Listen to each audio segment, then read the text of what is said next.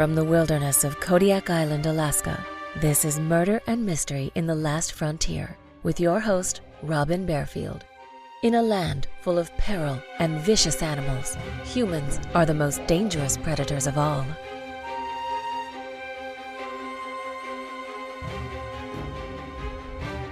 Unfortunately, children do kill their fathers and mothers. It occurs. It's rare, but it occurs. Welcome to Murder and Mystery in the Last Frontier.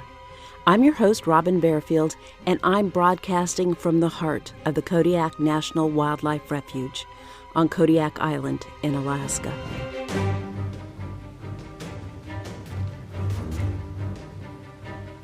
Most teenagers fight with their parents, and during a heated argument, some kids might even scream, "I hate you," at their mother or father.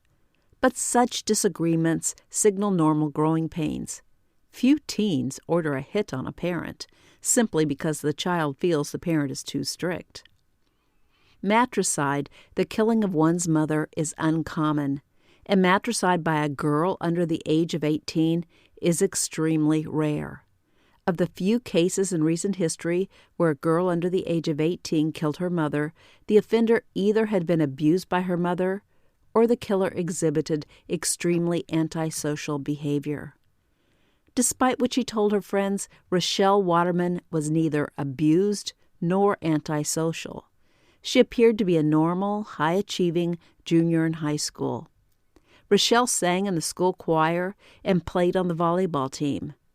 Residents of Craig, Alaska adored Rochelle's mother, Lori, who was active in her church, worked as a teacher's aide, and was always the first to volunteer to help with any community function. Rochelle's father, Carl Doc Waterman, was a well-liked, successful real estate agent in Craig. Not only was Lori Waterman an unlikely murder victim, but Craig, Alaska seems like the last place such a crime would occur. Craig, with a population of 1,500 residents, is the largest town on Prince of Wales Island in southeastern Alaska. Craig is a small, close-knit community in an idyllic setting, but like every other town on the planet, Craig is not immune to violent crime. In 1982, the worst mass murder in recent history in Alaska occurred on the FV Investor, a 58-foot commercial fishing boat tied to the dock in Craig. The massacre still haunts the residents of Craig because no one was ever convicted of the crime. And now again, in 2004, a second horrible murder impacted this small town.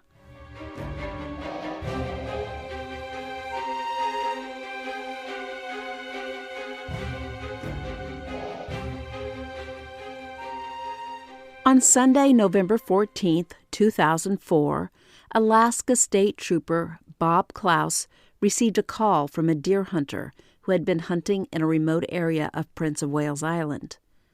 The hunter said he noticed smoke on the side of a cliff, and since he knew there were no homes or cabins in the area, he investigated the cause of the smoke and found a van that apparently had tumbled off the road and was pinned against a log.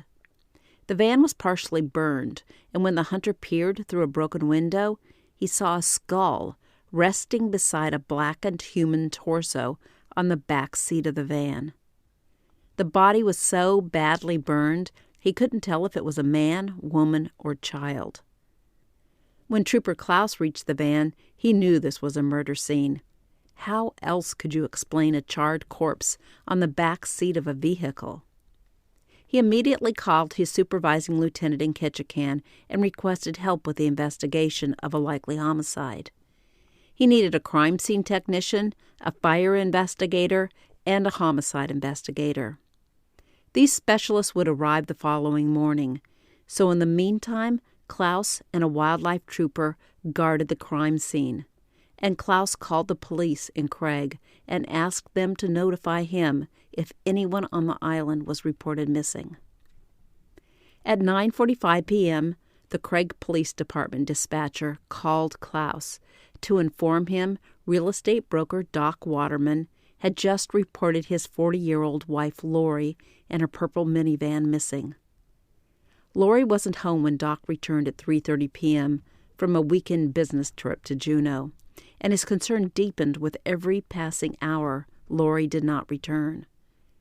When she still wasn't home by night, he decided to call the police. The news stunned Klaus. Was Lori Waterman the burned corpse in the van? The Waterman and Klaus families were friends, and Waterman's daughter Rochelle and her older brother Jeffrey had attended elementary school with Klaus's 2 daughters. Klaus's wife was a school teacher in Craig. Lori Waterman worked as a teacher's aide, and Doc Waterman was the president of the school board. Klaus called Doc Waterman, and Doc explained he had been in Juneau for the weekend at a Girl Scout Council meeting, and Rochelle had spent the weekend in Anchorage at a volleyball tournament. Since Jeffrey was away at college, Lori had spent the weekend alone at their house. Doc said he tried to call his wife several times on Sunday, but she never answered the phone. He and Rochelle both returned to Craig at nearly the same time, and when they arrived home, Lori and her van were missing from their home. Since Doc didn't see Lori's purse where she usually kept it, he assumed she must be running errands and would be home soon. The previous night, Lori had volunteered to help with the Chamber of Commerce dinner, and Doc thought she now might be assisting with the cleanup from the event. In the kitchen of their house, Doc found an empty wine bottle on the counter, and since Lori rarely ever drank alcohol, he found the presence of the wine bottle curious.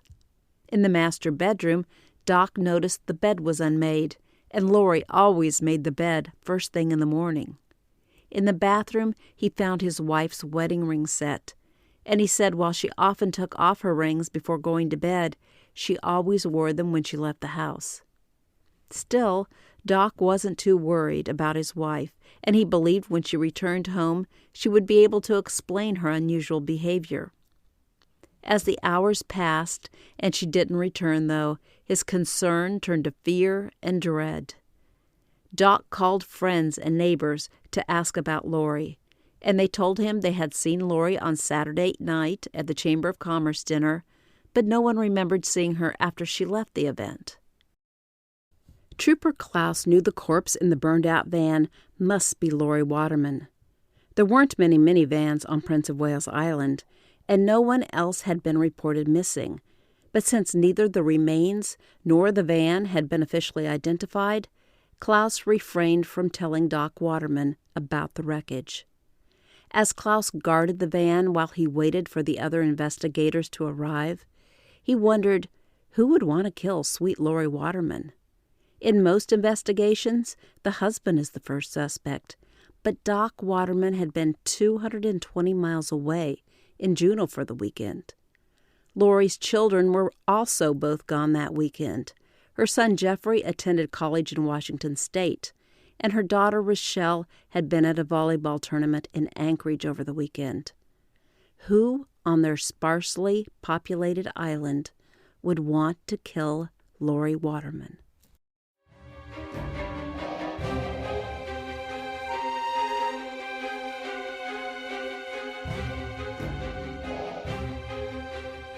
Monday morning, homicide investigator Sergeant Randy McPherron, a deputy fire marshal, and a crime scene tech arrived at the scene of the homicide.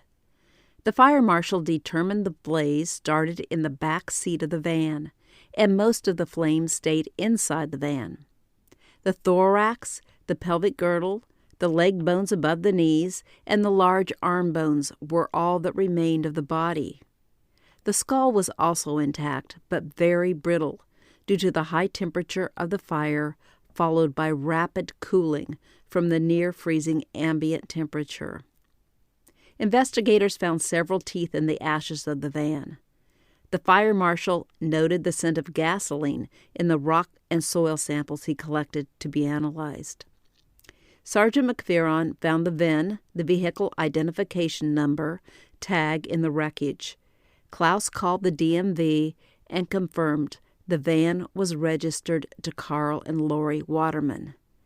Chief C. with the Craig Police Department volunteered to deliver the bad news to Doc Waterman. On the morning of Monday, November 15th, Rochelle Waterman went to school rather than stay home and worry about her missing mother. Rochelle was a good student and a talented singer and athlete. She was popular with her peers, but over the past year she had changed. She began wearing all black clothes and polished her nails black. She still spent time with her girlfriends at school, but over the past summer she'd taken a job at a computer store and started hanging out with a new circle of friends, including 2 men in their 20s. These friends shared an interest in video games and the fantasy role-playing game Dungeons and Dragons. Even after the computer store went out of business, Rochelle continued to spend time with the Dungeons and Dragons crowd. Rochelle's behavior at school on Monday morning seemed understandably odd for a teenage girl whose mother was missing.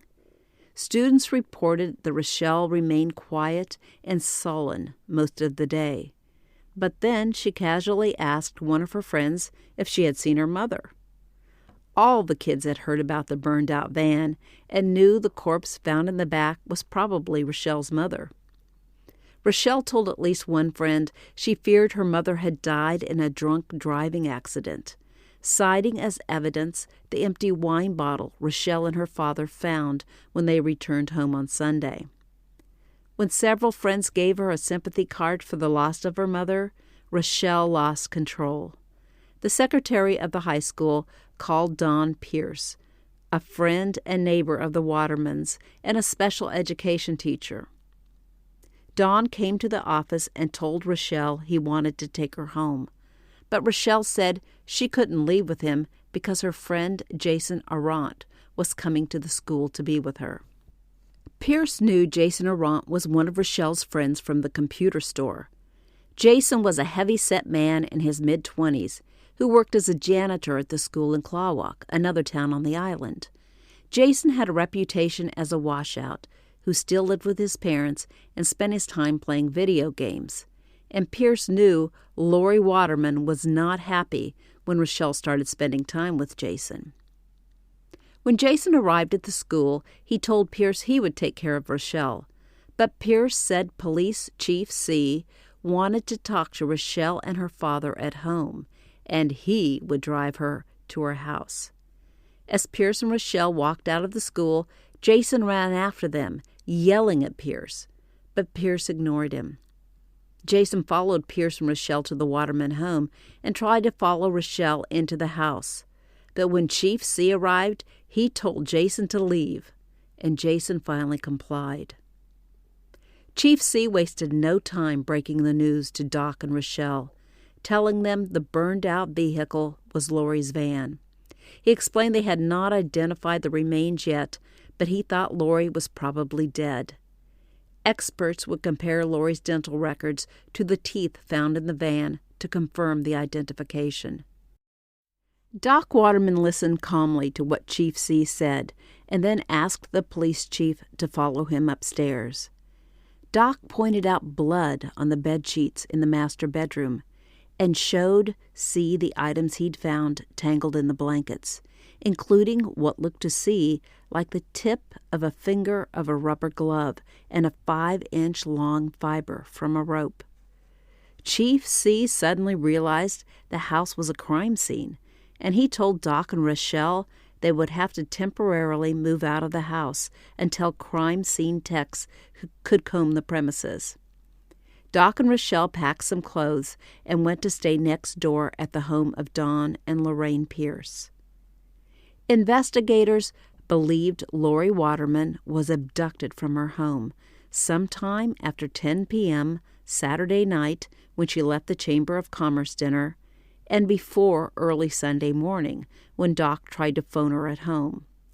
The blood on the sheets, the rubber glove tip, and the piece of rope all suggested an intruder had entered the house in the middle of the night when Lori was asleep. The intruder either murdered Lori in the house or abducted her and killed her later. Rochelle told police she last spoke to her mother on the telephone around 4 p.m. on Saturday. She said she and her mother had a good conversation, and her mother seemed happy. Rochelle admitted she sometimes argued with her mother and said her mom did not like her hanging around with the much older Jason Arant.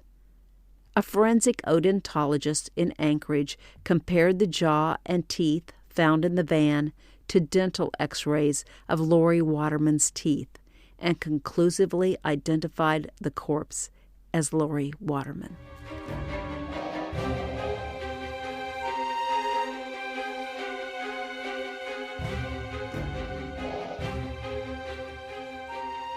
Let me take a short break from the story.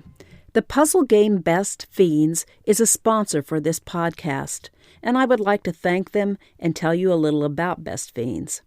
I love this game. It is bright with adorable insect characters. Upon first glance, you might think it's a children's game, but while it is appropriate for any age, Best Fiends is made for adults. And as you progress, the puzzles become more challenging, requiring you to use strategy in order to solve each level. Luckily, my husband plays Best Fiends too, so when I scream, "Ugh! I'm out of moves and I only had one slug left," he understands and sympathizes. I recently flew out to our lodge on a windy day, and 5 minutes into the bumpy float plane trip, I wished I'd left my telephone in my pocket so I could play Best Fiends to take my mind off the turbulence while we soared over the mountains of Kodiak Island. One of the things I appreciate about this game is you download it and play it offline, so you can play it on a plane, even a float plane over the wilderness of Alaska. I am currently on level 141 of Best Fiends, and I do my best to help my little insect pals battle slugs. Engage your brain with fun puzzles and collect tons of cute characters. Trust me, with over 100 million downloads, this 5-star rated mobile puzzle game is a must-play. Download Best Fiends free on the Apple App Store or Google Play. That's Friends without the R. Best Fiends.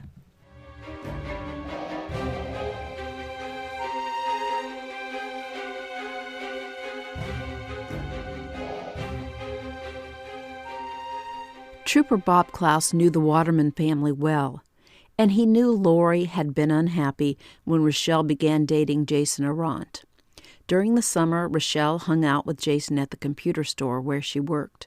Jason was best friends with her boss, Brian Riddell, and Jason spent much of his time at the computer store playing video games. From the beginning of the investigation, Klaus suspected Arant had something to do with the murder of Lori Waterman. Rochelle began dating Jason during the summer, but when school started, they were rarely seen together, and many around town assumed Rochelle had come to her senses and had broken up with the older man. Both Jason and his friend Brian Riddell were big men. At the time of Lori Waterman's murder, Brian stood 6 foot 5 inches tall and weighed 280 pounds, and Jason also weighed well over 200 pounds.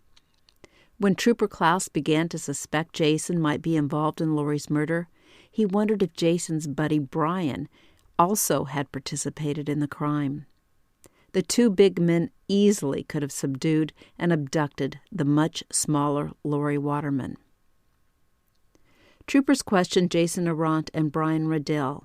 Jason told them he and Rochelle had dated for a while, but they broke up because Rochelle's parents were not happy about their relationship. Jason and Brian both claimed they were together at Brian's house drinking all night on Saturday, November 13th, when someone abducted and murdered Lori Waterman. At 7:30 p.m. on November 17th, Sergeant Randy McPherron and troopers Bob Klaus and Dane Gilmore arrived at the Waterman house to again interview Doc and Rochelle. McPherron told Doc he would like for Dane to stay at the house to interview Doc, while he and Klaus took Rochelle to the police station for an interview. Doc readily gave McPherron permission to talk to Rochelle without him present, and Rochelle went willingly with the troopers to the police station. Since Rochelle was 16 years old, the troopers did not technically need her father's permission to interview her, but McPherron hoped that by asking her father for consent, he would ease Doc's mind and keep him from calling a lawyer to accompany Rochelle to the station. Once the officers reached police headquarters, they took Rochelle to an interrogation room and videotaped her interview. McPheron began by asking Rochelle about her mom, and the easy questions seemed to relax Rochelle. McPheron asked Rochelle about her relationship with Jason Arant, but she said they were only friends. She said her mother did not like her hanging out with Jason, and she agreed with her mother and began spending less time with him. McPheron suspected Rochelle was being less than truthful with him about her relationships with her mother and Jason, but he moved on to another topic. A while later, McPheron reminded Rochelle of her rights and said she could end the interview at any point. He then told Rochelle he thought Jason Arant might be responsible for her mother's death, and he again asked Rochelle about her relationship with Jason and told her he needed to know the details of their relationship. They asked her if she'd ever had sex with Jason Arant or Brian Riddell. She said she had done nothing more than kiss Jason on the cheek. McPheron lied to Rochelle and told her both Jason and Brian claimed they'd had sex with her. Rochelle initially denied the claims, but as the questioning grew more intense, she finally admitted to having sex with Jason several times during the summer, and once with Brian Riddell the previous spring. McPheron then asked Rochelle if she ever said anything to Jason or Brian about fights she'd had with her mother. She said she might have mentioned being mad at her mother a few times, and she told Jason her mother sometimes hit her. But she claimed she never told Jason or Brian anything to make them want to kill her mother, and she said she did not believe either man would want to harm her mom. As McPheron and Klaus pressed her, Rochelle finally admitted she and her mother frequently argued about her clothes, her choice in boyfriends, and her recent interest in Wicca, a religion some believed to be related to witchcraft. Rochelle said her mother hit her legs with a baseball bat and once tried to push Rochelle down the stairs. Rochelle also claimed her mother threatened her with a knife. Rochelle confessed she had reported these incidents to Jason Arant and Brian Riddell. McPheron and Klaus believed Rochelle was trying to portray herself as the innocent victim of an abusive mother. Rochelle seemed to suggest that if Arant and Riddell killed her mother to protect Rochelle from more beatings, the murder was their idea, and she had nothing to do with it. The troopers did not believe in Rochelle's innocence. They thought she'd used sex to manipulate the older men into killing her mother for her.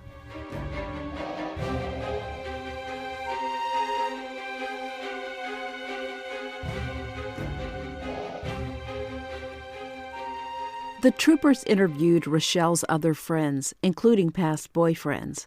Some said Rochelle also told them her mother abused her, but none believed Rochelle's claims and said Rochelle was prone to exaggeration. Doc Waterman flatly denied Lori had abused Rochelle. He said they sometimes argued, but Lori never got physical. The murder of Lori Waterman made national news when reporters discovered Rochelle had been blogging about her life for the past 2 years. In 2004, blogging was in its infancy, and although teenagers around the world embraced the idea of writing an online journal to share their thoughts, habits, and lives with total strangers, most parents remained unaware of what their children did on their computers. The Waterman case and Rochelle's blog alerted the media, and this small-town murder case spawned waves which rippled far beyond the shores of Prince of Wales Island. Rochelle Waterman loved to blog and didn't censor her feelings about her family or her town. She titled her blog My Crappy Life and referred to Craig as Hell, Alaska. She candidly discussed sex, used profanity, described arguments with her parents, and her disdain for her community. Her last entry in the blog on Wednesday, November 18, 2004, shocked not only Craig, Alaska, but the entire country, and caused many residents in Craig to suspect Rochelle had ordered her mother's murder. Rochelle wrote, "Just to let everyone know, my mother was murdered. I won't have computer access until the weekend or so because the police took my computer to go through the hard drive. I thank everyone for their thoughts and emails. I hope to talk to you when I get my computer back." 5,000 people commented on Rochelle's post, and people in Craig were stunned when the blog came to their attention. Rochelle casually mentioned her mother's murder as the reason why she would not have access to her computer for the next few days. Sergeant McPheron soon cracked Jason Arant. In his third interview, Jason said his friend Brian Riddell killed Lori Waterman. But Jason insisted he knew nothing about the murder until it was over. Jason said Rochelle was not involved in the murder of her mother. When McPheron and Klaus interviewed Jason again later the same night, he admitted he was part of the murder plot. Rochelle told Jason her mother was abusing her, and Rochelle also mentioned she and her dad would be out of town for the weekend. Jason said he was in love with Rochelle and couldn't bear to think of her enduring more abuse. He said the opportunity presented itself, and he asked his friend Brian to murder Lori Waterman.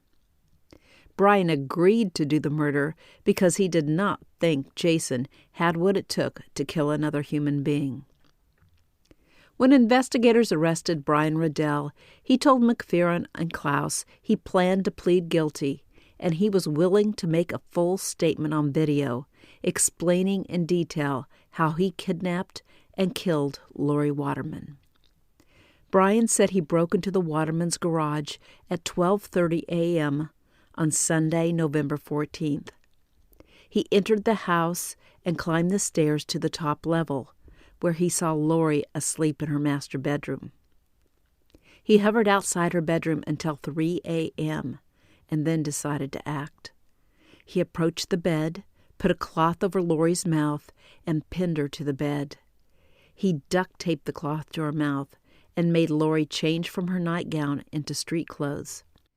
Riddell said his original plan was to make Lori's death look like a drunk driving accident, so he took her downstairs, opened a bottle of wine, and told her to drink the entire bottle. Lori meekly complied. He then took the keys to Lori's minivan from her purse and told her to lie on the back seat of the van. He bound her legs and feet so she couldn't move and then drove for an hour to a secluded area of the island. He took Lori out of the van and set her down on the gravel on her knees. He hoped to break her neck, put her back in the van, and set the van over the edge of the cliff, making it look as if she broke her neck in the crash.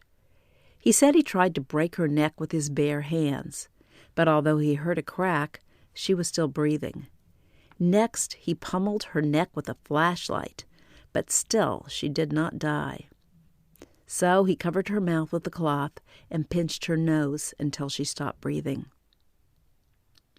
Brian said during the assault, Lori never resisted or screamed. She just kept repeating the words, "Can I ask you a question?" Brian asked her what the question was, but she just repeated, "Can I ask you a question?"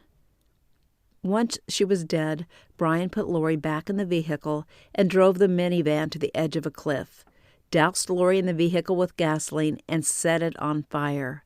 The minivan slid partially down the embankment. Brian said Jason was not with him until at the very end when he set the van on fire. He claimed Jason took no part in the murder and said Rochelle was unaware of the murder plan. McPheron and Klaus did not believe Brian Riddell when he said Jason and Rochelle were not involved in the murder. They thought Brian was trying to protect his friends. McPheron and Klaus interviewed Jason again and convinced him Rochelle had lied to him about being abused. McPheron told Jason he believed Rochelle asked him to kill her mother, and he enlisted Brian Riddell's help. Jason finally caved and admitted Rochelle told him she wanted her mother dead.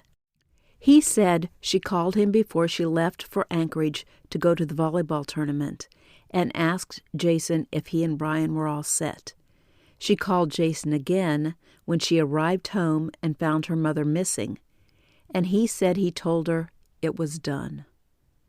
Jason told McPheron and Klaus that he and Brian tried to kill Lori one other time. Their plan then had been to gun down Lori after she dropped off Rochelle for volleyball practice. But when Brian experienced problems with his gun, they were forced to abort the plan. After the plan failed, Jason said he emailed Rochelle and told her they had to cancel the hunting trip, but promised they would try again.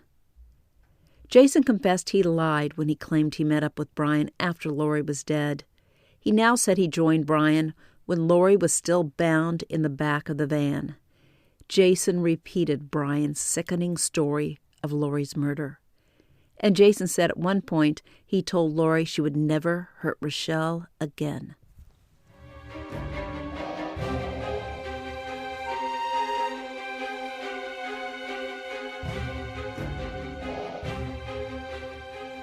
Investigators knew the case against Rochelle Waterman was weak, so they decided to interview her one more time. Rochelle willingly accompanied McPheron and Sergeant Habib to the police station. McPheron read Rochelle her Miranda rights and asked Rochelle if she understood her rights and knew she could have her father present for the questioning. Rochelle said she wanted to talk to the investigators without her father or lawyer present. McPheron told Rochelle both Jason and Brian admitted to killing her mother, and he said both men implicated her in the plot. This last statement was not true. Jason said Rochelle had asked him to kill her mother, but Brian Riddell steadfastly maintained Rochelle had nothing to do with the plan. McPheron and Habib went at Rochelle hard for 2.5 hours, and finally she admitted she'd asked the two men to kill her mother, but she said they told her nothing about the plot. She suspected the murder would happen when she was at the state volleyball tournament and her father was in Juneau, but neither Jason nor Brian shared any details of their plan with her. Investigators arrested Rochelle Waterman, and her bail was set at $150,000. Since her father could not raise the money, Rochelle stayed in prison until her trial. Jason Arant and Brian Riddell also remained incarcerated. On Wednesday, June 8, 2005, Brian Riddell pleaded guilty to first-degree murder. He was sentenced to a maximum of 99 years in prison, but with time off for good behavior, he could be released in 33 years. Jason also pleaded guilty to first-degree murder, but since he did not commit the actual murder of Lori Waterman, his sentence was capped at 50 years, making him eligible for parole in 16 years. Due to the notoriety of the Lori Waterman case, the judge decided a fair trial for Rochelle could not be held in either Craig or nearby Ketchikan, and the trial was moved to Juneau. Jury selection began on Monday, January 23, 2006. Both Brian Riddell and Jason Arant testified at Rochelle's trial. Brian stated Jason asked him to kill Lori, and while Brian acknowledged Rochelle often complained about her mother abusing her, he stated she never asked him to kill her mother. Jason testified Rochelle told him she wanted her mother dead, and he said the two of them talked about various murder plots. He said when she knew she would be in Anchorage and her father would be in Juneau for the weekend, she called Jason and told him it would be a good weekend to carry out the plan.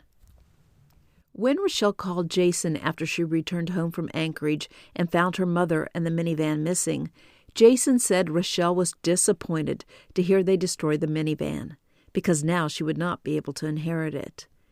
Jason said he asked Rochelle to wipe down the hand railing on the stairs and the doorknobs in her house in case Brian missed anything, and Rochelle agreed to do it. Rochelle's defense attorney hammered McPheron for his tough interrogation of a 16-year-old girl, and then a psychologist hired by the defense testified Rochelle was immature for her age and did not fully understand her Miranda rights. The psychologist said McPheron intimidated Rochelle, and she was afraid to ask for her father. This characterization of Rochelle as a naive child did not match the smart-mouthed, intelligent, self-assured young woman McPheron remembered questioning. Rochelle's attorney portrayed her as a normal teenager who complained to her friends about her mom. In his closing statement, her attorney stated Rochelle loved her mother and did not want her dead. He maintained the real villain was Jason Arant. He said Jason was angry because Lori Waterman did not want her daughter to date him. So Jason convinced his friend Brian to murder Lori. Rochelle Waterman chose not to testify. On Tuesday, February 14, 2006, the jury in the Rochelle Waterman case sent a note to the judge saying they could not reach a unanimous verdict, and the judge was forced to declare a mistrial. 10 jurors believed Rochelle was not guilty, while 2 believed she was guilty. Rochelle was released on reduced bail. On January 24, 2011, Rochelle Waterman was retried for the murder of her mother. In the intervening years, she had attended college in Florida, as far away from Craig, the town she once dubbed Hell, Alaska, as she could get. The second trial took place in Anchorage. This time, the jury returned a unanimous verdict. Rochelle was acquitted of murder, but found guilty of criminally negligent homicide. The jury determined Rochelle was so negligent and had deviated so far from what a reasonable person would have done, she caused her mother's murder. Rochelle was sentenced to 3 years in prison and is now a free woman.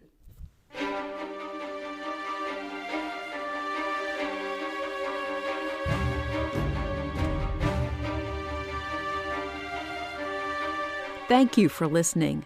If you enjoy this podcast and would like to support it, I invite you to join the Last Frontier Club. Club members can unlock extra episodes, follow news on current murder investigations or court cases in Alaska, receive deals on murder and mystery in the Last Frontier merchandise, and more. To learn about the Last Frontier Club, please check the show notes for the link.